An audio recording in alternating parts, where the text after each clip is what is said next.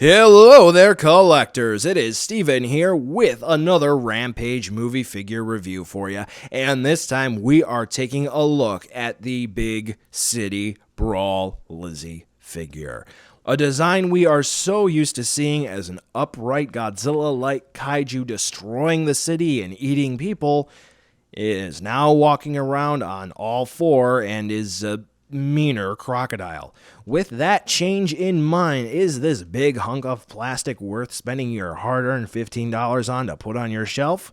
Well, you know the drill, folks. Let's take a look to see whether or not it's worth adding into your collection. So before we kick anything off in the review, let's actually take a quick look at the box.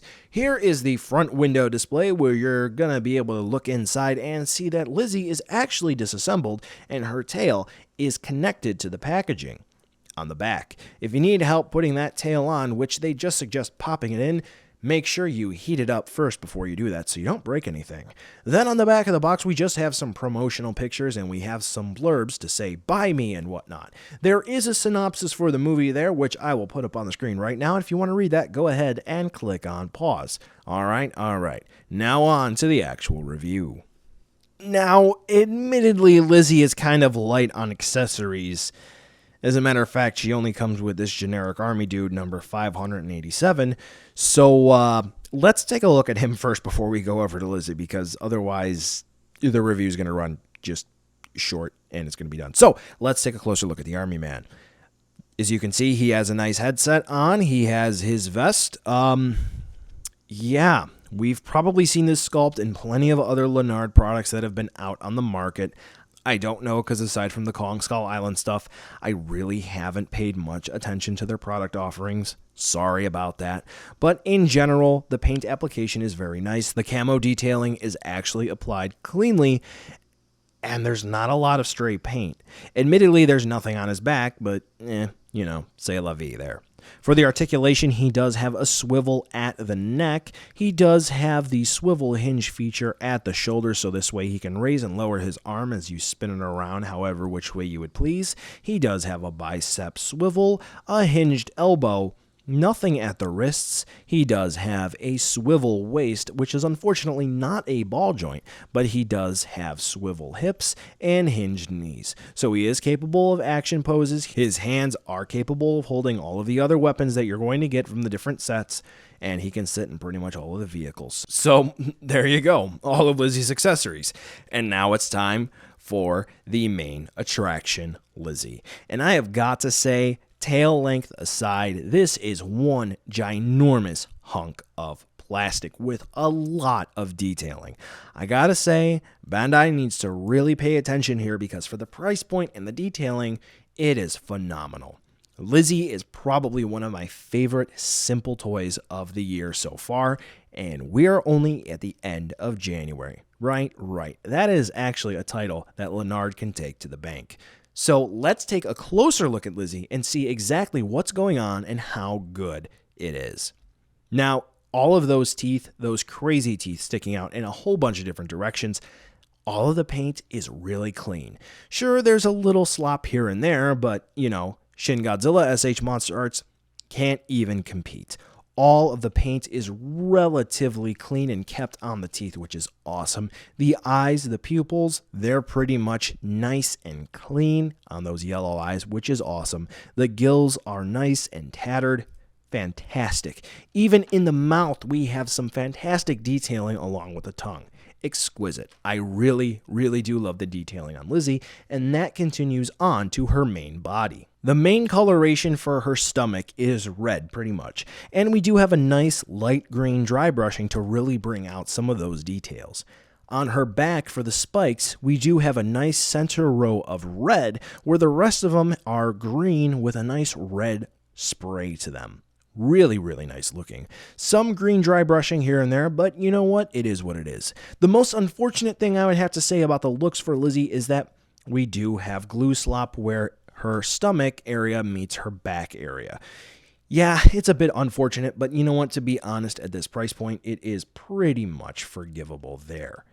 Now, when we look at her legs, we can see that there's some great detailing there too. The green dry brushing is fantastic on the dark green plastic, but it does seem like the inner side of her, towards her underbelly, the detailing is not as nice as I think that it could be, but still, it is nice. Now let's look at the tail. Pretty much follows the same pattern as the rest of Lizzie, except for the red doesn't exactly perfectly match up. Am I really finding something to complain about there? I'm not necessarily complaining as much as I am pointing it out. As we get up to the tip, though, we do see a nice ball of red spikes there, which is really neat looking in concept. I don't know exactly what this is supposed to be in the movie, whether or not this is supposed to be sort of like maybe dinosaur-like feathers. Yep, I went there. Or if this is supposed to be a ball of spikes that she's going to use to completely wreck George and Ralph. Wreck-It Ralph. What? Anyway, yeah. I don't know exactly what the point of this is supposed to be, but regardless, it looks cool.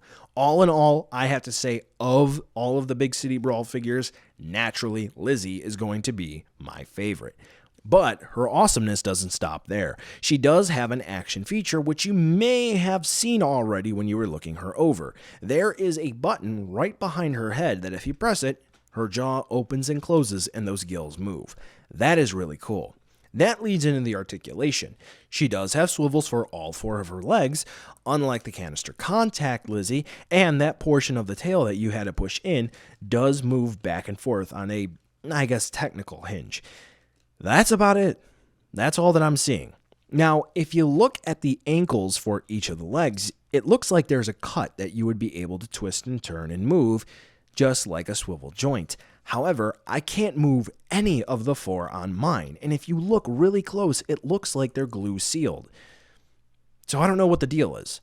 Something else to keep in mind, that the hinge that Lizzie's jaw is on, that little bar there, it wouldn't surprise me if somebody could easily pop that out, as you can see here as I'm able to move it back and forth just by using my fingers. Now, something to keep in mind, the Big City Brawl figures are absolutely different from the canister contact figures that you will be picking up. Here is a comparison with the Lizzie canister contact figure, and as you can see, a night and day difference, not only in terms of sizing, but in terms of detailing. This suggests to me that the kaiju are going to be mutating throughout the course of the movie. So yeah, here's to hoping. Now here is the size comparison with the other Big City Brawl figures. Since Lizzie is so large, I had to have her run sideways instead of facing the camera, with George and Ralph facing the camera like usual. So as you can see, Lizzie is a humongous shelf hog, and unfortunately that tail gives her a large shelf footprint. So you can just imagine how much of a pain this review was. So buy now, skip, or wait for that deal. I have to say, those who are looking for a gigantic mutated crocodile figure, this one is right up your alley and down your gutter. She has a nice action feature, and she even comes with a generic army man you can have her eat if you want. Now, aside from that, I do have to say that the detailing is nice, and for about $15, are you getting what you're paying for? I think just so. Some people are going to be content as is. I personally would have liked to have seen more articulation. Go ahead and scrap the army man, shrink her down a little bit in size, closer to that 6-inch scale, and add in more articulation. Even with just this level of detail, I would have been over the moon. But still, for what we got, I think it's a solid price.